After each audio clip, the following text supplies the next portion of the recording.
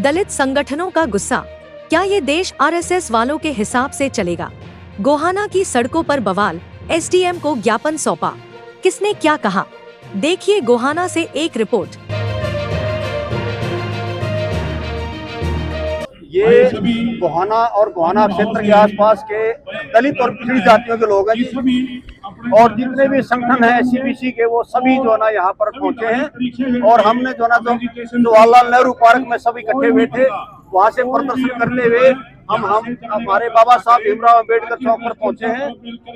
और हम जो ना न्याय की मांग कर रहे हैं जी सरकार से, क्योंकि हमारे जो बहुत बड़े अधिकारी डीजीपी पूर्ण सिंह जी ने आत्महत्या जो की है, उसमें बहुत बड़ी साजिश है, बहुत सारे ऑफिसर उसमें शामिल हैं। हम जो ना इस न्याय की मांग करते हैं, और जो है ना जो सुप्रीम कोर्ट के और हाई कोर्ट के जो जज हैं, उनसे ये मतलब जांच करवाई जाए, और सरकार से न्याय की मांग करते हैं जी। एससीपीसी का संगठन, अगर ये एससीपीसी का संगठन अगर ये सुनाई नहीं करी सरकार ने, तो हम जो आने वाली जो मोदी की जो रैली हो रही है, हम उसका विरोध करेंगे। देखिए, आज गोहाना तहसील के सभी जातियों के संगठन, खासकर दलित और बैकवर्ड समाज के संगठन मिलकर धर्म प्रदर्शन कर रहे हैं। जो हमारे वीर कुमार जी जिन्होंने आज से 7 दिन पहले है मनुवादी सोच के कारण आत्महत्या की, उसके खिलाफ हम जो है ना सरकार से मांग करते हैं, पूरा संगठन कि भी उनका न्याय दिलाने का काम करे। आज 7 दिन हो गए, 7 दिन मैडम जी हमारी डेड बॉडी पड़ी है। एक दलित संविधान का हमारा बेटा, हमारा भाई की डेड बॉडी घर पे पड़ी है। बड़ा दुख के साथ शर्म आती है हमें कहते हुए। आपने अभी भी कहा कि भाई पार्टी का कोई जिक्र मत करना। मैं आपके माध्यम से कहना चाहता हूँ, मैं जिला पार्षद भी हूँ, लोग चुनाव प्रतिनिधि भी हूँ, मगर मेरे दुख के साथ आज आपके माध्यम से कहना पड़ रहा है कि आज हमारा समाज सड़कों पर खड़ा है। आज हमारा दलित और बैकवर्ड समाज क्यों क्या चल रहा? क्योंकि 15 जो अधिकारी थे जिन्होंने उनको परेशान किया।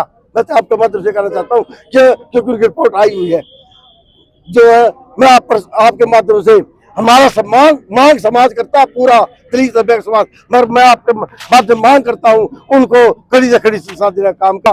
भाई सीजीएम, संविधान के तहत हमें अधिकार मिलते हैं, संविधान के तहत हमें नौकरियां मिलती है जो हमें बाबा साहब ने दी है। उनका जो हमारा संविधान टूटने जा रहा है, हमारे संविधान का हनन करने जा रहा है। मेरे दुख के साथ कहना पड़ता है, कुछ सरकार में कुछ मनुवादी वाले की सोच के लोग, कुछ आरएस वाले लोग जो कि संविधान के खिलाफ थे, वो आज संगठन जो है सरकार चला रहे हैं, जिसके कारण हमें अन्याय नहीं मिल रहा।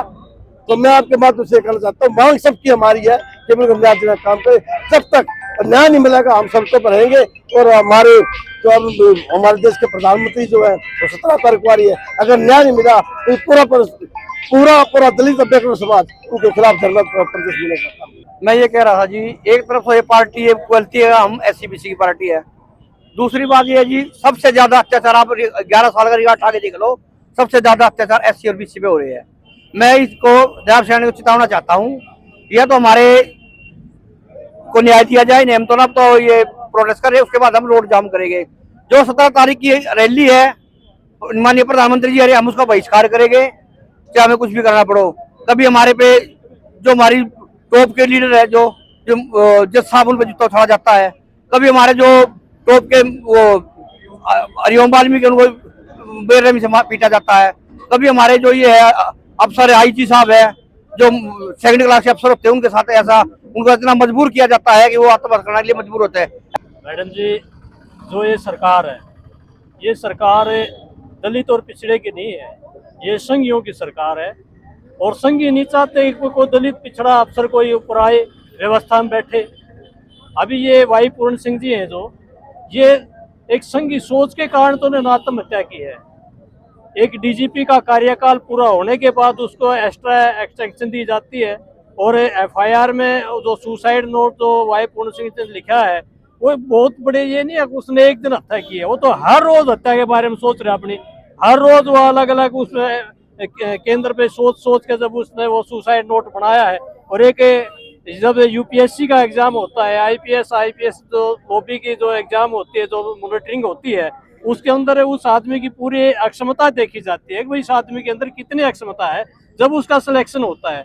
और उस पोजीशन के ऊपर पहुंचने के बाद भी 2001 से उस बंदे के ऊपर इतना षड्यंत्र है और उसको आगे नहीं आने दिया जा रहा, और फिर उसने बाद में हत्या करनी पड़ती है, अपनी आत्महत्या कर ली। और जो SC एक्ट के बाद के तहत भी उसका मामला दर्ज नहीं हो रहा, न DGP को हटाया जा रहा है, न उसके खिलाफ मुकदमा दर्ज किया जा रहा है, न SP साहब के खिलाफ मुकदमा दर्ज किया जा रहा है। तो जब इतने बड़े अधिकारी इस प्रदेश के अंदर, इस देश के अंदर सुरक्षित नहीं है, तो आमजन तो कहाँ सुरक्षित है? सरकार चलेगी। देखिए मैम, इधर जो भी सर्व समाज इकट्ठा हुआ है, जो सर्व संगठन इकट्ठे हुए हैं, पहले तो मैं उनका आपके चैनल से धन्यवाद करना चाहता हूं। और मैं उस बीजेपी दलित विरोधी सरकार को मैं अवगत कराना चाहता हूं, क्योंकि जो यहाँ पे इस बीजेपी सरकार में जो दलित नेता बन के बैठे हैं ना, उनको सरकार बार बार ये जो अपने वाई पूर्ण जी के उसके घर पर भेज रही है। क्यों भेज रही है? कि समझौता किया जाए। उसको, उसकी जो लड़की है उसको DSP बनाने का भी उन्होंने आश्वासन दिया है। तो जब ये देखो कि जो ADGP थे वो उनके साथ ऐसा शोषण किया है इतने बड़े पद पे होने के साथ, तो जो उसकी जो लड़की है जिसको DSP बनाने का, तो उसके साथ क्या करेंगे वो?